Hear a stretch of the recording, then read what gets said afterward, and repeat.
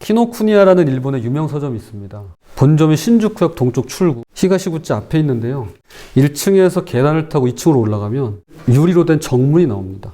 문을 열고 들어서면 입구 좌우 서가에 여러분 혐한 서적이라고 들어봤을 겁니다. 한국과 한국인을 혐오하는 서적들을 눈에 잘 띄는 장소에 배치했습니다. 머릿속으로 그려지시죠? 그런데 어제 소셜미디어에 내가 태어나 도쿄에서 이런 광경을 목격하게 될 줄이야 라는 제목으로 이 서점을 찍은 사진 한 장을 보게 되었습니다. 입구 좌우로 혐한 서적들이 쭉 있는 그 정문 바로 앞 가장 좋은 매대에 2024 노벨문학상 수상자는 한국 작가 한강씨로 결정되었습니다. 아시아인 여성 최초의 수상입니다. 축하드립니다. 라는 편말과 함께 일본어로 번역된 그녀의 작품들이 자랑스럽게 진열되어 있는 사진이었습니다. 그러면서 사진 아래에 이런 글을 달았습니다. 한강 작가님 정말 감사합니다. 사실 이것이 제 마음이기 때문일까요? 짧은 한 문장이지만 가슴이 뭉클해지면서 오래도록 그 여운이 가시질 않았더랬는데요. 얼마나 고맙고 자긍심이 생기는지요. 같은 한국인으로서만이 느낄 수 있는 가슴 벅찬 감동이 아닐까 싶습니다. 저는 이 마음과 심정이 오늘 본문에서 느껴지는 감동과 크게 달라 보이지 않습니다.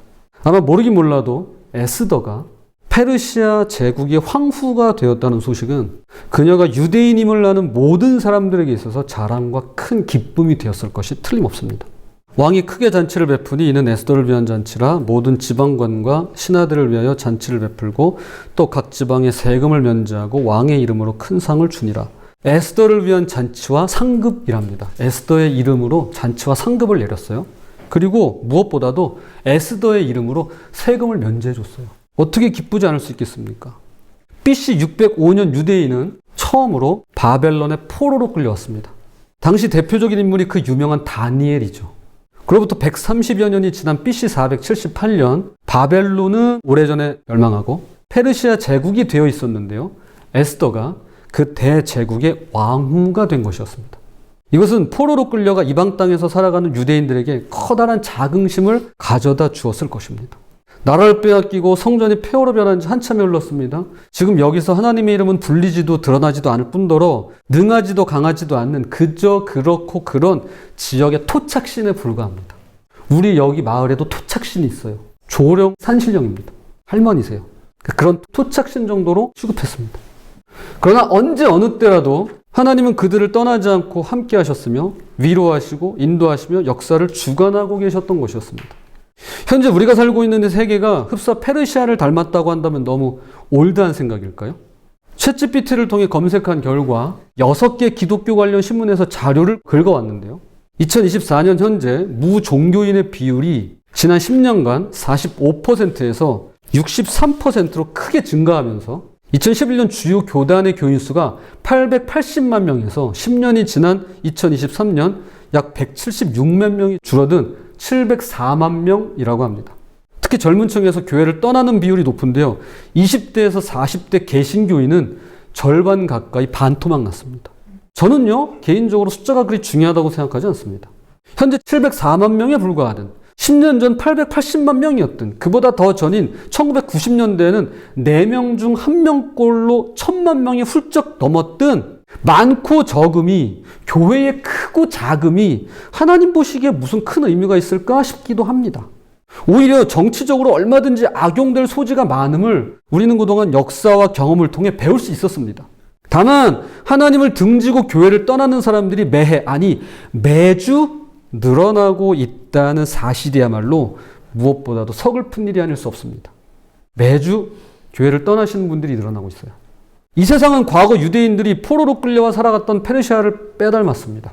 과학과 경제 그리고 정치 권력과 군사력이 신으로 군림하는 이 세상에서 하나님은 그저 그리스도인이라고 불리는 그냥 우리끼리 통하는 그리고 교회 안에서만 머물러 있는 그런 토착신에 불과한 것처럼 보이기까지 합니다. 그럼에도 불구하고 단 한 차례도 그 이름이 언급되지 않는 하나님께서 어떻게 그 속에서 일하시고 그 가운데 역사하시는지 그분의 섭리를 발견하게 되는데요. 에스더를 통해 드러내시는 그분의 두 가지 섭리 중 먼저 첫 번째 살펴보겠습니다. 그것은 바로 우리를 이끌어 가신다는 것입니다. 우리를 이끌어 가십니다. 에스더 2장 1절은 그 후에라는 말로 시작합니다.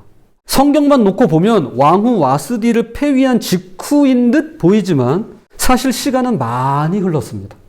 그동안 아하수에로 크세르크세스는 170만 대군을 이끌고 위풍당당하게 그리스와의 전쟁에 나섰지만 보기 좋게 패하고 결국 빈손으로 돌아오게 됩니다.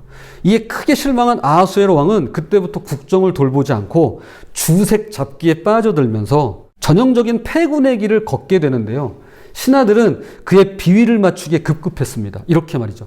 폐하, 아리따운 처녀들을 구하셔서 후궁을 들이시고 그중 한 명을 왕후로 삼으소서라고 말이죠. 왕의 측근 신하들이 아뢰되 왕은 왕을 위하여 아리따운 처녀들을 구하게 하시되, 여기서 왕후 뽑는 과정을 오늘날의 미인대회처럼 생각해서는 안 될 것이, 미인대회는요 자발적으로 참여해서 떨어지면 자기 집으로 돌아가면 그만입니다. 자기 생활이 있어요. 그러나 그 당시 아하수에로가 뽑은 처녀들은 왕과 하룻밤을 잔 뒤부터는 되돌릴 수가 없는데요. 인생을 후궁에 갇혀 살아야만 했습니다. 그럼 여기서 이런 질문이 생길 수 있을 것 같습니다. 에스더는 과연 본인이 원해서 후궁이 되었고 마침내 왕후가 되려는 야망을 가졌던 걸까요? 라고 말이죠. 에스더는 그랬을까요? 저는 그렇게 생각하지 않습니다. 일차적으로는 자신의 양육자이자 후궁 뜰 앞을 자유롭게 왕래할 수 있는 모르드게의 제안이 컸다고 보이고요. 어차피 궁에서 일하는 관료였기 때문에 이걸 제안했을 것 같아요. 그리고 그 당시 시대 상황을 고려해 봤을 때 소문난 미인이다 싶으면 반강제적으로 데려가는 일들이 있었습니다. 또는 남은 식구들에게 금전적으로 또는 정치적으로 어떤 유무형의 보상이 주어질 수 있었기 때문에라도 어쩔 수 없이 끌려갔다라고 저는 보는 것입니다. 그래서일까요? 성경은 에스더도 왕궁으로 이끌려갔다라고 기록합니다. 왕의 조서와 명령이 반포되며 처녀들이 도성 수산에 많이 모여 해계 수하에 나아갈 때 에스더도 왕궁으로 이끌려가서 궁녀를 주관하는 해계의 수하에 속하니, 유대인 역사가 요세푸스에 따르면 이때 아하수에로 왕이 뽑은 후궁이 무려 400명에 달했다고 합니다. 40명이 아니에요. 400명이에요. 400대 1이에요. 그럼 만약 여러분이 에스더라고 한다면 이 상황에서 어떤 생각을 할 수 있을까요? 아주 이기적이고 자기중심적이고 자기애가 흘러넘치는 나르시시즘에 빠져있지 않는 이상, 내가 가장 예쁘다느니, 내가 제일 잘났다느니, 내가 제일 잘나간다느니, 왕후 될 자격은 나뿐이라느니 하는 거만하고 무례한 말과 행동은 하지 않았을 것입니다. 즉 에스더는 본인의 의지를 가지고 능동적으로 후궁이 되겠다거나 또는 내친김에 왕후의 자리까지 올라가겠다라고 입궐한 것이 아니었습니다. 오히려 본인의 의지와는 상관없이 수동적으로 비자발적으로 어쩔 수 없이 이끌려가는 모양새라고 할 수 있는 것입니다. 그렇다고 뭐 질질 끌려간 건 아니겠지만 어쨌든 등 떠밀려 간 건 분명한 것 같아요. 잠시 제 이야기를 드리겠습니다. 지난 3월 군수님과 군청에서 일하는 국장님들 그리고 각 부서의 직원분들과 함께 괴산군청 공무원 신우 예배를 드린 적이 있습니다. 근데 예배 전에 신우의 총무님이 전화를 하셔서 프로필을 좀 보내달라고 하시더라고요. 그래서 저는 속으로 나한테 무슨 프로필? 이제 그렇게 생각 드는 거죠. 그래도 보내달라고 하시니까 없는 걸 만들어낼 수는 없고 뭐라도 한 줄 더 적어보자라는 심정으로 곰곰이 생각을 해봤습니다. 현 고사리교회 담임 목사, 현 마이폴 학교 교모, 그리고 3년간 장안평 중고차 매매단지 신우의 지도 목사, 감리교 신학대학원 졸업, 한동대 졸업 등등 이런 식으로 거꾸로 제 삶을 이렇게 쭉 되짚어 가는데 어느 한 장소가 갑자기 떠오르는 겁니다. 어느 한 장소가. 이건 저의 평가입니다. 여러분의 평가 아니에요. 저 개인적인 순수한 개인적인 평가입니다. 제가 잘한다고는 말할 수 없지만 나름대로 열심히 목회를 하고 있고 사랑하는 아이를 만나서 결혼을 했고 이렇게 말문이 막히네요. 소중하고 고맙고 귀한 자녀들을 낳아서 행복하게 잘 살 수 있게 된 그 출발점, 시초라고 할 수 있는 어느 한 장소가 떠올랐습니다. 그 장소에서 시작되었어요. 거기가 어디냐면 제가 청년 시절까지 살았던 동네인데요. 그러니까 인천 청학동이에요. 거기에 있는 작고 허름한 미용실이었습니다. 저는 그때 제대를 하고 편입을 준비하고 있었습니다. 다니던 대학교에서 다른 대학으로 옮기는 걸 편입이라고 하는데요. 사실 편입이 쉽지 않습니다. 왜냐하면 이제 대학교 들어가면 알 거예요. 내가 다니는 대학이 마음에 안 들어요. 그래서 많은 대학생들이 편입을 원해요. 근데 TO는 몇 개 안 돼요. 그래서 부모님께 죄송하지만 어차피 되지도 않을 거. 최선을 다해 공부하지도 열심히 살아가지 못했던 그런 시절이었습니다.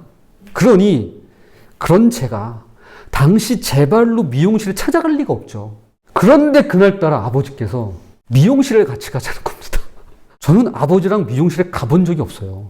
그러니까 목욕탕은 어릴 때 자주 갔었는데 미용실은 기억이 안 나요.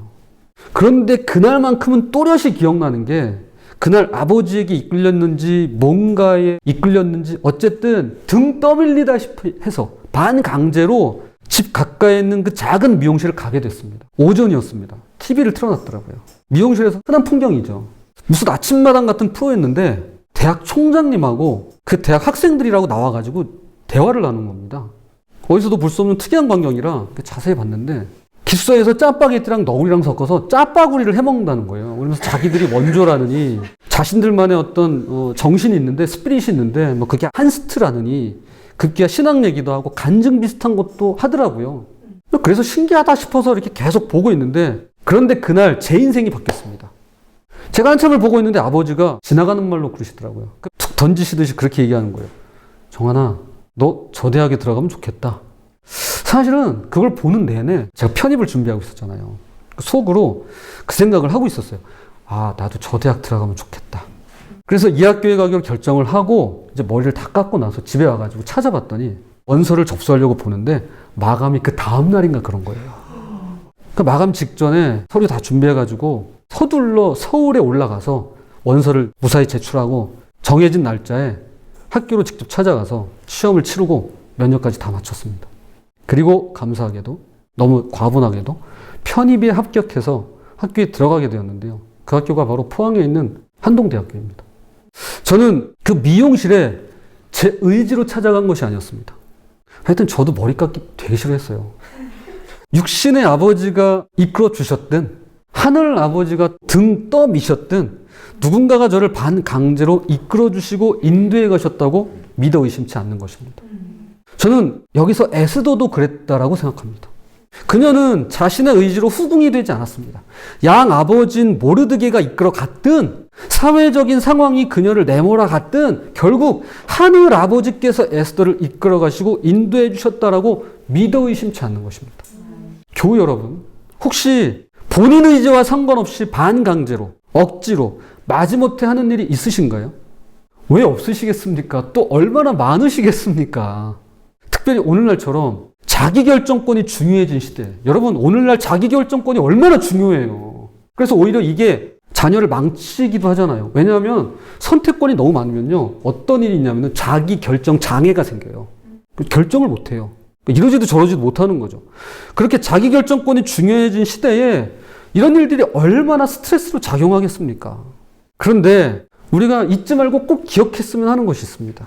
그건 영 내키지 않는 그것이 나를 위한 그분의 이끄심이자 배려일 수 있다라는 사실입니다. 그걸 알기 위해선 히브리서 11장 8절에 써 있죠. 갈 바를 알지 못하고 나아간 아브라함처럼. 아브라함은 갈 바를 알지 못하고 나아갔어요. 다 알고 자기가 결정해서 자기 주도적으로 그렇게 한 게 아니었습니다. 갈 바를 알지 못하고 나아간 아브라함처럼 용기 있게 한 걸음 내딛어 보는 것 밖에는 확인할 길이 없습니다. 우리 다 알고 사는 거 아니에요. 근데 믿음으로 내딛는 거예요. 우린 이것을 믿음의 결단이라고 부르고요. 동시에 하나님께서 일하시고 역사하시는 두 번째 과정으로 우리를 이끌어 가시는데요. 그게 바로 우리를 만들어 가신다는 것입니다. 우리를 이끌어 가신 하나님께서 우리를 그 속에서 만들어 가십니다. 400명의 후궁들은 아하수에로 왕을 만나기 전 1년 동안 준비 과정을 거치는데요. 그에 대한 자세한 내용이 오늘 본문에 나옵니다. 처녀마다 차례대로 아하수에로 왕에게 나아가기 전에 여자에 대하여 정한 규례대로 12달 동안을 행하되 6달은 모략기름을 쓰고 6달은 향품과 여자에게 쓰는 다른 물품을 쓰고 몸을 정결하게 하는 기한을 마치며 먼저 6달 동안은 모략기름을 쓰고 나머지 6달 동안은 향품으로 화장을 했답니다. 여러분, 제가 여쭤볼게요. 이거 왜 썼을까요? 우리가 이거 굳이 알 필요가 있나요?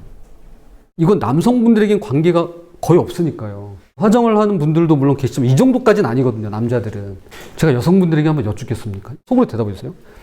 이렇게 6개월, 총 1년 동안 모발이며 피부며 종합적으로 관리를 받으면 너무 좋지 않을까요? 좋으시죠? 권사님. 아마 이 정도면 자기 자신을 예쁘게 꾸미고 아름답게 가꿀 수 있는데 더없이 좋은 기회가 될 겁니다. 그러면 여러분도 이런 기회를 잡으세요라고 여기다 적어놓은 걸까요? 아니겠죠. 이게요, 아무리 좋아 보여도 여기엔 한 가지 문제가 있습니다. 마치 미용실에서 사는 것처럼 머리부터 발끝까지 24시간 에스테틱을 받을 수 있어도 그렇게 1년이 지나면 이 여성들은 한 명씩 차례대로 왕과 잠자리를 갖게 되는데요.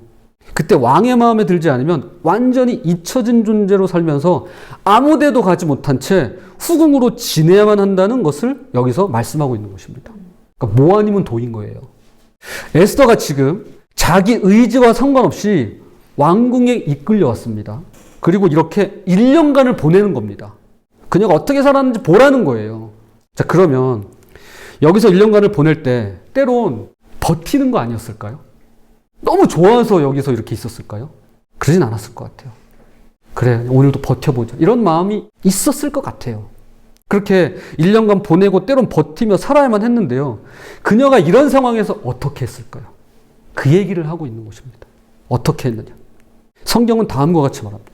모르드게의 삼촌 아비하일의 딸 곧 모르드게가 자기의 딸같이 양육하는 에스더가 차례대로 왕에게 나아갈 때 궁녀를 주관하는 내시 헤게가 정한 것 외에는 다른 것을 구하지 아니하였으나 모든 보는 자에게 사랑을 받더라. 에스더는 모든 보는 자에게 사랑을 받았다라고 성경은 말합니다. 에스더를 만나는 모든 사람들에게 사랑을 받았대요. 그런데 이 말씀은 좀 더 구체적으로 살펴볼 필요가 있는데요. 우리가 읽은 개역개정에는 받았다라는 수동태로 되어 있습니다. 받았다. 받는 건 수동태예요. 난 가만히 있는데 주신 거예요. 받았다. 수동태예요. 그런데 원어인 히브리어에는요, 이 말씀이 능동태로 되어 있어요. 능동태. 능동태 주는 거죠. 그래서 현대인의 성경에는요, 이 표현을 잘 살려서 다음과 같이 번역합니다. 그녀를 바라보는 모든 사람에게 호감을 주었다. 에스더는요, 받기만 하는 그런 여인이 아니었습니다. 수동적이고 어쩔 수 없이 억지로 해야만 했습니다. 억지로 6개월 해가지고 관리받고 있는 거예요. 이게 지금 좋아서 받는 게 아니에요.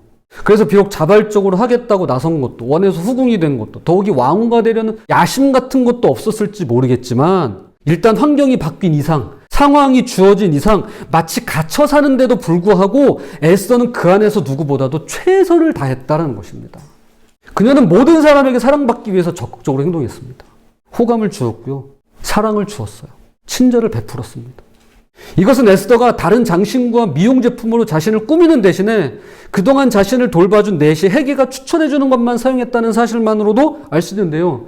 그녀는 누구보다도 많은 이 후궁들, 그러니까 왕비 후보를 봐온 헤게죠. 그에게 조언을 구했으며 이로써 조언만 받은 게 아니라 그의 인정도 받고 호감도 받고 심지어는 왕의 사랑도 은총도 모두 다 받을 수 있었던 것입니다. 그녀가 먼저 주었어요. 그녀가 먼저 베풀었어요. 이걸 잊으시면 안 돼요. 이번에도 제 얘기를 좀 드리겠습니다. 남자의 경우 성인이 되면 억지로 끌려가는 곳이 있습니다. 그게 어딜까요? 직장이요? 아니면 예식장이요?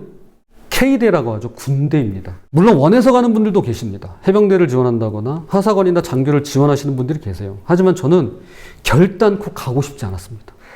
가고 싶지 않았어요. 그러나 가야만 했습니다. 선택의 여지가 없었으니까요. 생리발을 뽑을 수도 없었고 외국으로 도망갈 집 같은 것도 없었기 때문에 그렇습니다. 저는 군 생활하면서 삽질하는 것도 배웠고 인간관계 역학도 체득했고 남자들끼리 하는 농담도 주워들었고 5분 대기조, 혹한기 훈련, 유격훈련, 전차포 훈련 등 각종 훈련에 참가해보고 추운 겨울 진지구축한 다음에 얼어붙은 땅을 파기도 하고 커다란 고추장 통이 있어요. 이거 통에 라면 한 박스 다 넣어가지고 한꺼번에 끓인 세상에서 가장 맛 좋은 그 라면을 먹어보기도 하고 심지어는 한겨울에 꽝꽝 얼어붙은 푸세식 화장실의 변을 곡괭이로 깨뜨린 적도 있었더랬습니다. 그 파편이 온몸에 그리고 얼굴에 튄다는 사실은 안 비밀입니다. 오 예.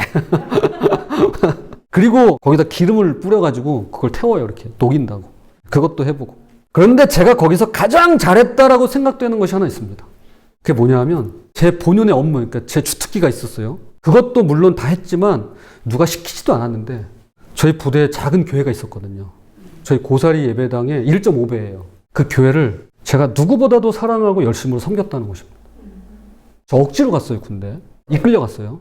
근데 거기서 그것만큼은 제가 자발적으로 너무 기쁘게 했어요. 열심히 했습니다. 매주 쓸고 닦고 그러면서 욕먹고 얼차려 받아가면서 예배만큼은 철통같이 지키면서 꼭 참석했더랬습니다. 그랬더니 나중에 저희 풀에 같이 이제 교회 다니는 분들 중에 신학생이 있었어요. 근데 신학생 출신 있는데도 불구하고 저한테 그러더라고요. 야, 정환아, 너가 군종해라. 그러더라고요. 아니, 신학생을 놔두고 저한테 군종하라고 그러더라고요. 그래서 이제 제 업무도 있고 이제 군종도 하면서 지냈는데요.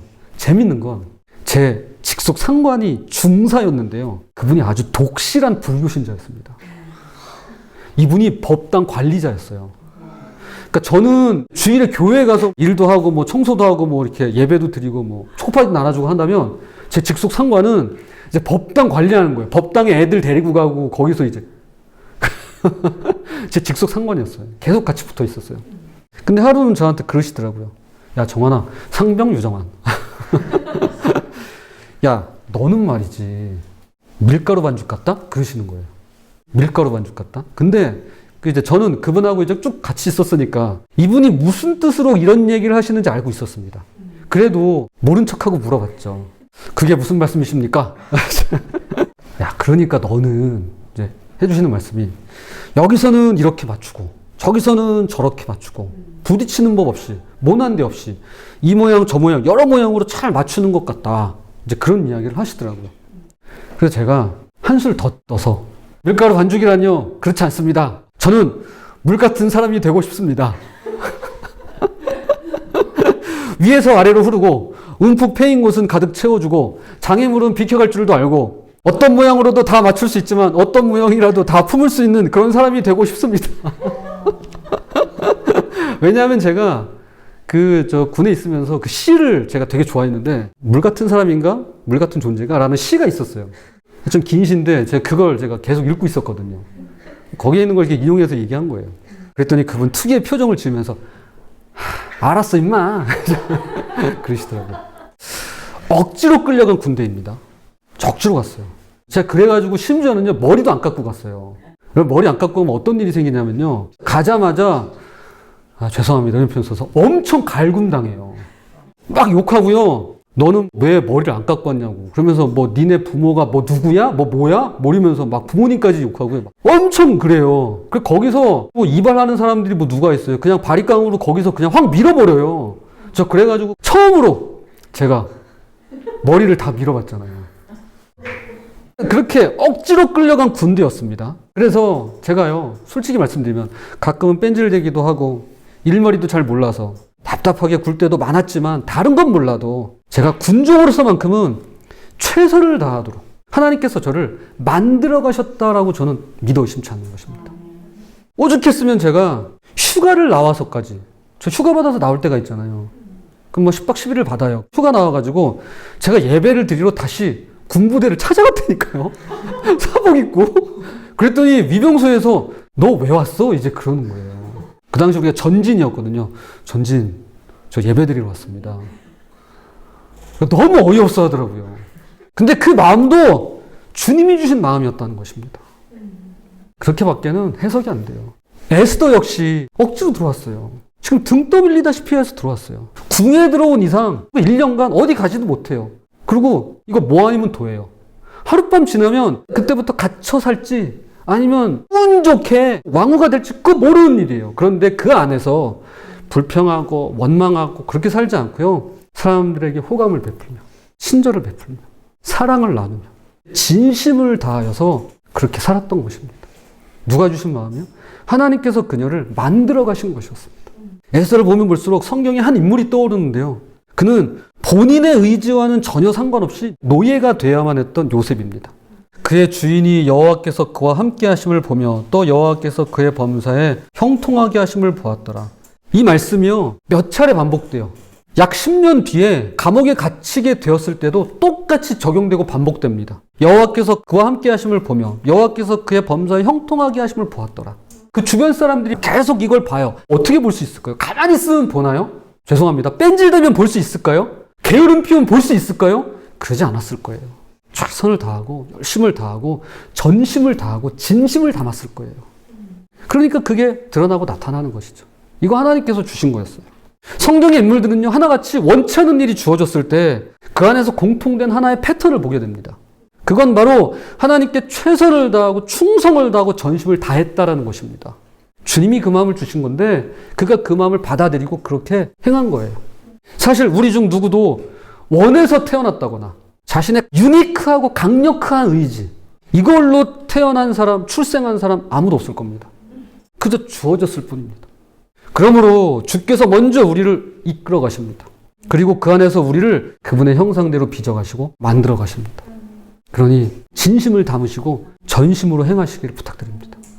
자, 이제 말씀의 기로를 맺으면서 사도 바울의 편지 일부를 읽어드리도록 하겠습니다. 빌립보서 3장 12절에서 14절입니다. 내가 이 모든 것을 다 얻었다거나 다 이루었다고 말하는 것이 아닙니다. 나는 다만 놀랍게도 나를 붙드신 그리스도를 붙잡으려고 내 길을 갈 뿐입니다. 친구 여러분, 내 말을 오해하지 마십시오. 나는 결코 나 자신을 이 모든 일의 전문가라고 생각하지 않습니다. 나는 하나님께서 우리를 손짓하여 부르시는 그 목표, 곧 예수만을 바라볼 뿐입니다. 나는 달려갈 뿐 되돌아가지 않겠습니다. 아직 우린 다 얻지도 다 이루지도 못했습니다. 다만 주님이 나를 붙들고 계심을 알 뿐입니다. 주님 우리 놓지 않으세요. 떠나지 않으세요. 내가 놓고 내가 떠나도 주님은 우리 꼭 붙들고 계세요. 그분이 어디로 나를 이끌어갈지 모를 때가 더 많은 게 우리의 삶입니다. 그런데 그 길이 나를 위한 길일 수 있음을 꼭 기억했으면 좋겠습니다. 그러려면 저도 그렇고 여러분도 그렇고 신앙의 전문가가 아니기 때문에 우리 아니잖아요. 저도 아니에요. 신앙에는 전문가가 없어요. 그렇기 때문에 예수님 바라봐야만 하는 것입니다. 그리고 뒤돌아서지 않고 그분을 향해 나아가야만 하겠습니다. 부디 그분이 이끌어 가시는 대로 그리고 만들어 가시는 대로 그분을 바라보며 그분께로 향하는 저와 여러분이 되시기를 주님의 이름으로 부탁을 드립니다.